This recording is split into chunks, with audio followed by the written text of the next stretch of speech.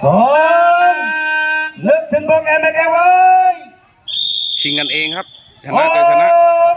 ผู้ชิงที่1เข้าวัดพี่กับน้องมันไปหยกซ้อมมาที่ไหนไม่รู้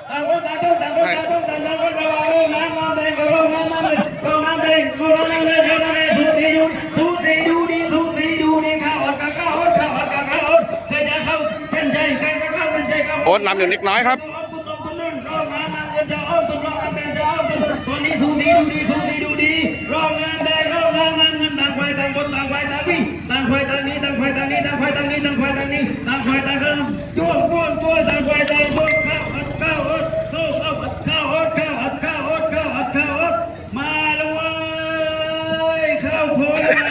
เสียงถูกต้อง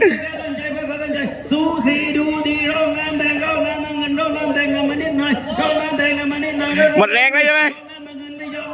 ไม่ยอมตาขบขบี้ร่องน้ำแดงนี้ร่องน้ำเงินตาร่องแดงนี้ร่องน้ำแดงนี้อย่าตาคุยไม่มีกับพี่ไม่มีกับน้องไปคุยที่นี่บ้านเดียวต่างคนต่างนี้จะรออะไรน้องมาอย่างต่างคนต่างพี่ไม่มีกับพี่น้องทุกทีดูดีร่องน้ำแดงนี้น้ำเงินมาแดงนี้ร่องน้ำเงินมาร่องน้ำแดงนี้ต่างคนต่างใครอยู่นี่ร่องน้ำแดงน้ำนิดหน่อยร่องน้ำแดงน้ำนิดหน่อยร่องน้ำแดงเฮ้ยขอเสียงตบมือหน่อยพี่กับน้องไปคุยกันเราเข้าโอ๊ตพี่นะ